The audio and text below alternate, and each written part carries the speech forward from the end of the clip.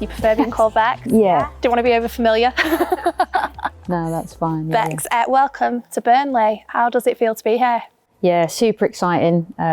Great to be here. It all happened super quick in the last couple of weeks, and I'm still kind of waiting for it to sink in that I'm here in some wonderful training ground facilities. Been up to Turf Moor, met loads of people who are working behind the scenes, and everyone's been dead welcoming. So yeah, brilliant start. Really looking forward to it. Oh, good stuff. And so let's talk about Burnley. First up, why Burnley? What was it about this project? What was it about this role that made you want to join? Yeah, great question. So when I think about Burnley, the last few seasons there's been big ambition, huge amount of investment. The women have grown and done really well in the last few seasons. So it's a great place to be, coming into a solid infrastructure. Lola was a huge part in my decision to come here as head of women's football. The opportunity to work alongside her and work on this project together. So big factor in me coming here. So if you talk to us a bit about your background, so you were director of football at Loughborough. What sort of experience will you be bringing to the role with you? Yeah, so at Loughborough I was director of football. So I oversaw men's football, women's football, futsal, alongside lots of other different roles and responsibilities there. I've been in football for about 16 years now. So I've done 5 seasons in boys' academies, held head coach and assistant roles in the women's game, worked in youth development pathways for women's football as well. So really diverse portfolio of experience. Women's football here at Burnley has seen quite rapid sort of growth within the last sort of two, 3 years. Last season, the team finished third in the league, and it was really tight at the top with Wolves and Nottingham Forest, who went on to win the league eventually. How would you reflect on sort of the recent success and the team's performance? Yeah, so Jay and Jono last year did a wonderful job both on and off pitch moving this club forward, and I feel really privileged to get the opportunity to build on the good work that they've done. When I've looked at the squad, analysed some of the footage and the performances from last year, Burnley were an excellent ball-playing, possession-based team that were exciting, and now I can't believe I'm the person that get to work with that group of players. You know, huge amount of talent. Some players in there with wonderful skill sets, and I can't wait to get on the grass and work with them. And I think we'll be a real force to be reckoned with in the league this year. Yeah, so touching on that, sort of what sort of things will you be implementing? What's your kind of coaching style that you like to play as? Yeah, so I'll be bringing in a team that represents Burnley Town. Is something that's really important to me. So we'll be hardworking, we will be physical. We'll have a real desire to want to go into every game and be the best version of ourselves we can be. We'll be combative and very physical, hard to break down.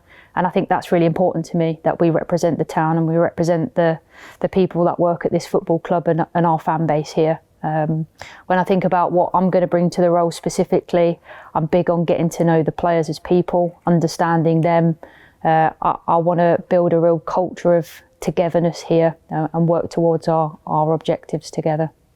Talking ambition, obviously you've just arrived, but what would ambition this season be to you? What would you like to achieve? Yeah, so had a good few meetings already with the players where we've spoke a bit about what our aims and objectives are for the season. We've done that as a group, players and staff. We're really clear. We want to have a very competitive year. We want to compete in every single game, every single competition that we go into, and we want to be challenging at the top end of the table. In terms of sort of at the beginning in getting the role, you had conversations with Alan Pace, the chairman, and you spoke with Vinny as well. What message did they have for you? Yeah, fantastic opportunity that I got to speak to both Alan and Vinny first off. My conversations with Alan were really positive. He's very supportive, fully invested in the women here, which is exciting that the top guy at the football club is that invested, excited and interested. And watching what we're doing here in the women's space. So for me, that was really important to me, just to know that we've got his backing. He set some very clear expectations of me.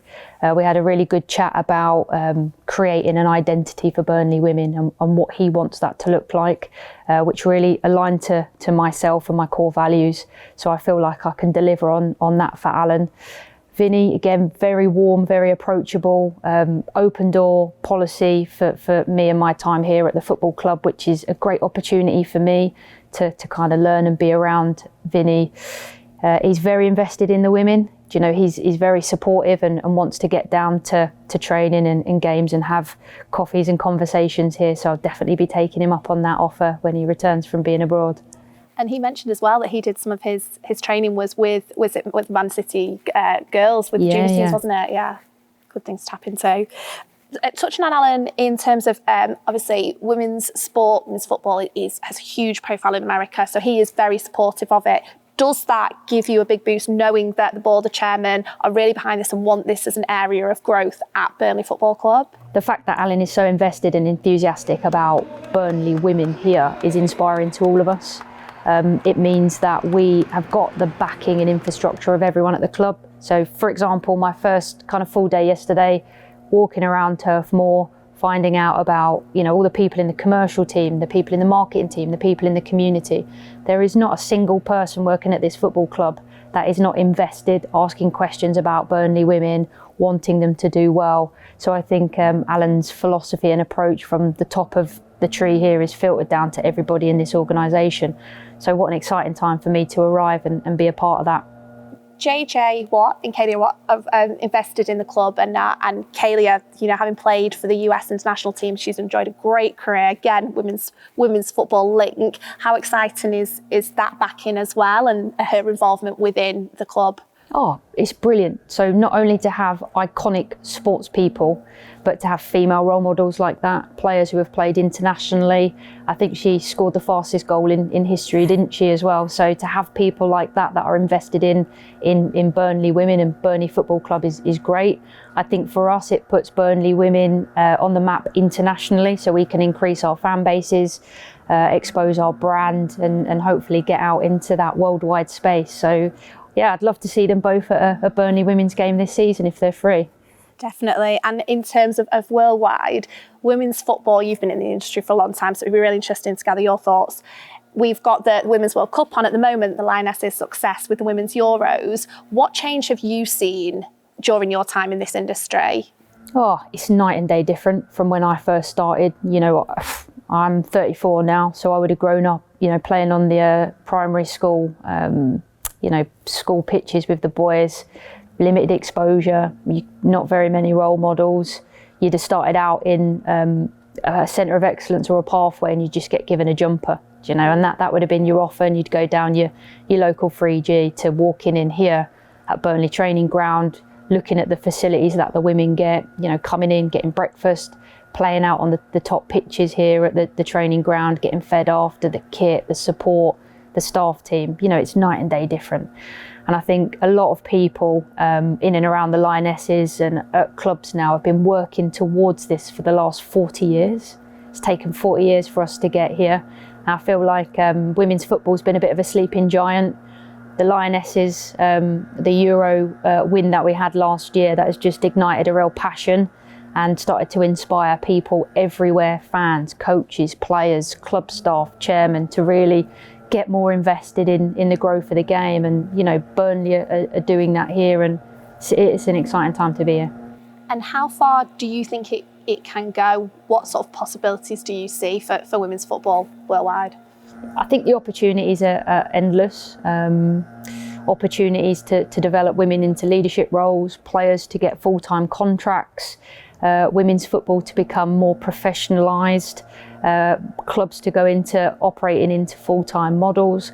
The possibilities are really endless, and I think what's inspiring for me and quite emotional now is you walk down the streets and you see the kids with, you know, female players' names on the back of their shirts. And when I've been going around here in kind of like the last few days, Burnley Club Shop have got the women in the posters, in the videos, up in the stadium. The women are up in key posters, social media.